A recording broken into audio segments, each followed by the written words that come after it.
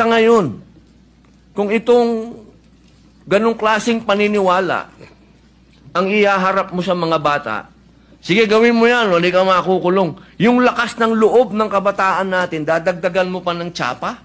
Tsapa yun eh. Hindi ka makukulong. Kaya ang kailangan lamang po natin, may batas na kakatakutan.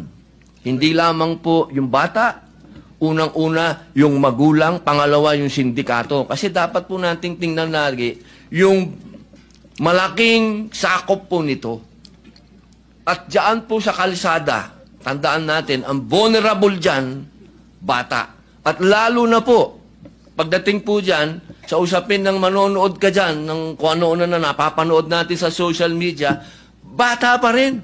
Kaya hindi, napakahirap tanggapin na pag nakagawa na ng krimen, ang sasabihin sa'yo, bata yan. Eh, pambihira. Saan naman naging bata yung gumawa ng heinous crime? Totoo ba kayong ginawang pag-aaral kung tama ba yung 10 years old na ibababa natin yung age of pananagutan para yung isang bata ay makulong sa isang heinous crime?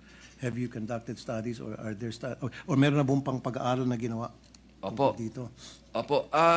Ngayon po, nasa oras pa rin po kami ng pagsisiyasat at pagkuha ng mga impormasyon. Ang amin pong binabasihan din po ay yung mga bansa din po na katulad natin na miyembro din po ng United Nations. Alam naman po, may mga batas din po dyan patungkol sa kabataan, na yung kanila pong mga bansa din, eh meron din po silang mga batas na ganyan, katulad po sa Australia, sa UK, at ang iba pong mga bansa din sa ASEAN. Sa ibang bansa nga po sa ASEAN, may 7 years old pa.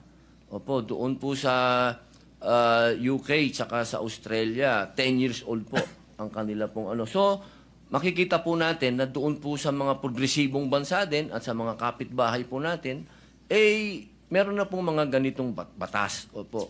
Ang katunayan nga po sa amin pong panukala, eh, hindi rin po namin isinasawalang bahala yung dati pong batas, ano, yung Juvenile Act na yan, sapagkat nakita po namin mapakaganda din po talaga ng batas na ito. Kailangan lamang pong sumabay sa panahon. Okay. Opo.